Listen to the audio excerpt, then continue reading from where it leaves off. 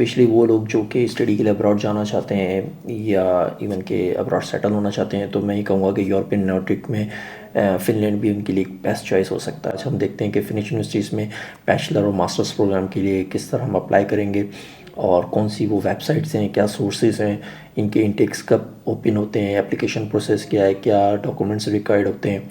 Finish universities में जो application process है वो भी 2 टाइप के होते हैं। यहाँ पे मैं एक चीज़ और क्लियर कर दूँ कि फ़िनलैंड की यूनिवर्सिटीज़ में चाहे आप जॉइंट एप्लीकेशन अप्लाई कर रहे हैं या सेपरेट एप्लीकेशन अप्लाई कर रहे हैं, आपको कोई भी एप्लीकेशन फ़ी पे नहीं करनी होती है। सिंपली अस्सलाम वालेकुम, मैं हूं मेरा सिद्दीकी। आज मैं बात करूंगा स्टडी इन फ़िनलैंड पर। तो देखें, स्पेशली वो लोग जो कि स्टडी के लिए अब्रॉड जाना चाहते हैं या इवन के अब्रॉड सेटल होना चाहते हैं, तो मैं ही कहूँगा कि यूरोपियन नॉर्डिक में फ़िनलैंड भी उनके लिए बेस्ट चॉइस हो सकता है। अच्छा, यहाँ का जो एजुकेशन सिस्टम है वो रैंक करता है टॉप 5 में वर्ल्ड में। अच्छा, हम देखते हैं कि फिनिश यूनिवर्सिटीज़ में बैचलर और मास्टर्स प्रोग्राम के लिए किस तरह हम अप्लाई करेंगे और कौन सी वो वेबसाइट्स हैं, क्या सोर्सेज हैं, इनके इंटेक्स कब ओपन होते हैं, एप्लीकेशन प्रोसेस क्या है, क्या डॉक्यूमेंट्स रिक्वायर्ड होते हैं, और आखिर में मैं कुछ टिप्स भी शेयर करूँगा। तो अगर आप चैनल पर नए हैं तो सब्सक्राइब ज़रूर कर लीजिए, बेल आइकन को ज़रूर प्रेस कीजिएगा कि जैसे मेरी कोई नई वीडियो आए तो आप तक नोटिफिकेशन फ़ौरन पहुँच सके। और अगर आप समझते हैं कि आपके कोई दोस्तों में या रिलेटिव्स में कोई भी प्लान कर रहा है तो उस तक ये वीडियो ज़रूर शेयर कीजिएगा। आई होप कि उनके लिए भी यूज़फुल हो। फिनिश यूनिवर्सिटीज़ में जो एप्लीकेशन प्रोसेस है वो भी 2 टाइप के होते हैं। एक होता है सेपरेट एप्लीकेशन प्रोसेस, उसमें आप इंडिविजुअल यूनिवर्सिटीज़ को जाते हैं और वहाँ पे जो ऑनलाइन उनके फॉर्म होते हैं वहाँ प्रोग्राम सेलेक्ट करते हैं और उनके ऑनलाइन जो एडमिशन फॉर्म्स होते हैं वो वहाँ स्ट्रेट सबमिट करते हैं। दूसरा है जॉइंट एप्लीकेशन प्रोसेस, जिसमें आपके पास एक सिंगल एडमिशन पोर्टल होता है जिसमें आप मल्टीपल यूनिवर्सिटीज़ के डिफरेंट प्रोग्राम्स को सिलेक्ट करते हैं और ऑनलाइन ही एडमिशन फॉर्म को सबमिट करते हैं। इसमें आपके पास 6 प्रोग्राम सेलेक्ट करने की चॉइस होती है। और जॉइंट एप्लीकेशन एडमिशन जो है वो स्टार्ट होंगे 3 जनवरी से लेके 17 जनवरी। एडमिशन सेपरेट एप्लीकेशन के भी और जॉइंट एप्लीकेशन के भी जो इनकी एडमिशन रिजल्ट्स होते हैं वो सबके एक साथ अनाउंस होते हैं 15 अप्रैल तक। अच्छा, इस वक्त जो है separate application process already start है। कुछ यूनिवर्सिटीज़ हैं, उनके कुछ प्रोग्राम हैं जो अभी से ऑफ़र कर रहे हैं। जैसे मैंने आपको बताया, कुछ के नवंबर में स्टार्ट हो गए थे, कुछ के दिसंबर में स्टार्ट हुए हैं, लेकिन सबकी जो डेडलाइन है वो 17 जनवरी है। इसके लिए सिंपल यही है कि आप studyinfo.fi की वेबसाइट पे जाएंगे, वहाँ पर आप जाके degree taught in English select करेंगे। यहाँ जो भी वोकेशनल या इंस्टीट्यूट्स वगैरह हैं इनको डीसेलेक्ट कर लीजिए, इसमें से चेक हटा दीजिए। अब आपके पास सिर्फ यूनिवर्सिटी स्टडीज़ रह गई, अप्लाइड साइंसेस में और यूनिवर्सिटीज़ स्टडी प्रोग्राम में। और एक चीज़ और कर लीजिए, एप्लीकेशन पीरियड जो है एप्लीकेशन ऑन गोइंग पे आप क्लिक कर दीजिए। तो ये जितने सेपरेट एप्लीकेशन प्रोसेस के प्रोग्राम स्टार्ट हैं वो सब, ये देखें, डॉक्टरल प्रोग्राम्स भी आ गए, मास्टर्स प्रोग्राम भी आपको दिख रहे होंगे, और इसी तरह ये बैचलर प्रोग्राम्स भी हैं जिनके ऑलरेडी एडमिशन स्टार्ट है। और ये हैं आल्तो यूनिवर्सिटी में, टेम्परे यूनिवर्सिटी है, ये यूनिवर्सिटी ऑफ हेलसिंकी है, हैमे यूनिवर्सिटी ऑफ अप्लाइड साइंसेस है। तो ये डिफरेंट यूनिवर्सिटीज़ है जो कि ऑलरेडी प्रोसेस स्टार्ट कर चुकी हैं।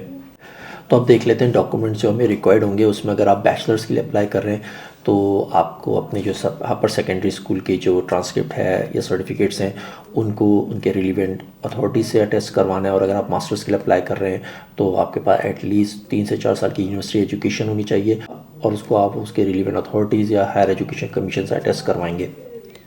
अच्छा, एक चीज़ मैं आपको यहाँ क्लियर कर दूँ कि कई लोगों ने मुझसे पूछा था कमेंट बॉक्स में मेरे प्रीवियस वीडियोस में कि हमें क्या अपने जो एकेडमिक जो डॉक्यूमेंट्स हैं वो हार्ड कॉपी भी सेंड करनी होती है।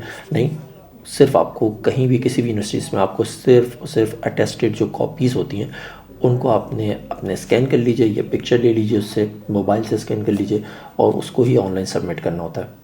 अच्छा, इसके बाद आपको इंग्लिश प्रोफिशिएंसी स्कोर या एविडेंस देना होता है। वो अगेन वही आइल्स, टॉफल, पीटीए यही एक्सेप्ट होते हैं। और कुछ इंस्टीट्यूट में डुओलिंगो भी है, लेकिन मैं आपको यही सजेस्ट करूँगा कि आप आइल्स में ही अपेयर हो जाएं या पीटीए में अपेयर हो जाएं, जो कि वाइडली एक्सेप्टेबल भी है। और उसके स्कोर डिपेंड करते हैं यूनिवर्सिटीज़ पे भी और प्रोग्राम जो भी आप प्लान कर रहे हैं अपने फ्यूचर स्टडीज़ के लिए।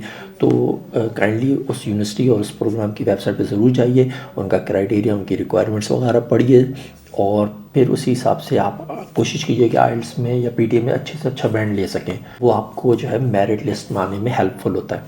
अच्छी तीसरी चीज़ ये है कि आपको पासपोर्ट की अपनी कॉपी एज आईडी प्रोवाइड करनी होती है।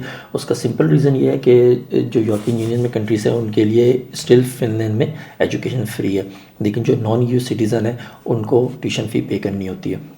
यहाँ पे मैं एक चीज़ और क्लियर कर दूँ कि फिनलैंड की यूनिवर्सिटीज़ में चाहे आप जॉइंट एप्लीकेशन अप्लाई कर रहे हैं या सेपरेट एप्लीकेशन अप्लाई कर रहे हैं, आपको कोई भी एप्लीकेशन फ़ी पे नहीं करनी होती है। सिंपली आप अपने डॉक्यूमेंट्स ऑनलाइन फॉर्म यही सबमिट करते हैं। सिर्फ जब आप एडमिट हो जाते हैं, जब क्वालिफाई कर जाते हैं, उसके बाद आप उसकी ट्यूशन फ़ी को पे करते हैं। तो फिनलैंड की यूनिवर्सिटीज़ में कोई भी एडमिशन एप्लीकेशन फ़ी नहीं है।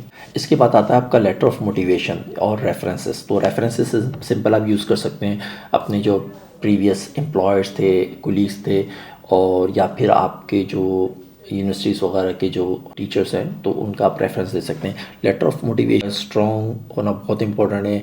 इसमें कुछ पॉइंट्स हैं, उनको हाईलाइट ज़रूर कीजिएगा क्योंकि ये ही हेल्पफुल होंगे आपके एडमिशन सिक्योर करने में।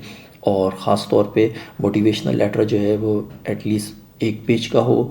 उसके अंदर आपने अपने आप को इंट्रोड्यूस करना है, आपने रीज़न देना है कि आपने ये प्रोग्राम को क्यों सेलेक्ट किया है, क्या वजह है कि आप इस यूनिवर्सिटी में एजुकेशन लेना चाहते हैं, और अपने प्रोग्राम को, अपनी स्टडीज़ को आप किस तरह रिलेट करेंगे अपने प्रीवियस एक्सपीरियंस या प्रीवियस एजुकेशनल बैकग्राउंड से।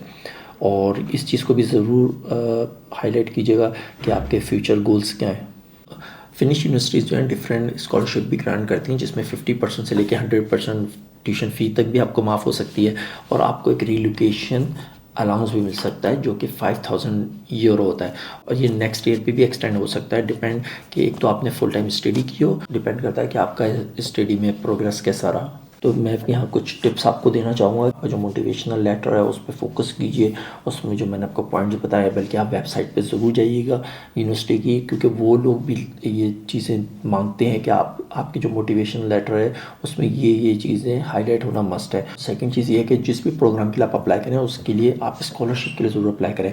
देखें, अगर आपको स्कॉलरशिप ग्रांट होती है या नहीं होती, इससे एडमिशन सिक्योर करने में कोई फ़र्क नहीं पड़ता, क्योंकि जब आप वंस एडमिट हो जाते हैं प्रोग्राम के लिए, उसके बाद ही आपकी स्कॉलरशिप की जो एप्लीकेशन है वो प्रोसेस होती है। तो आप उसमें सक्सेस होते या नहीं होते, आपके पास एडमिशन स्टिल रहता है। और बस लास्ट में अगेन वही है कि केयरफुली वेबसाइट को पढ़ें, थॉरली पढ़ें, उसकी रिक्वायरमेंट पढ़ें एप्लीकेशन सबमिट करने से। तो आई होप कि आपके लिए ये वीडियो बहुत यूज़फुल हुई होगी। और अगर आप प्लान कर रहे हैं अब्रॉड स्टडी का, तो आप फिनलैंड को भी कंसीडर करेंगे। और बस यही है कि सब चीज़ों को थॉरली लेके, जब कोई भी आपके सवाल आते हो तो मुझे कमेंट बॉक्स में ज़रूर लिखिएगा। और वीडियो अच्छी लगे लाइक कीजिएगा, अपने दोस्तों के साथ शेयर कीजिए। तो फिर मिलते हैं बहुत जल्द अपनी नेक्स्ट वीडियो में। जब तक के लिए अल्लाह हाफ़िज़।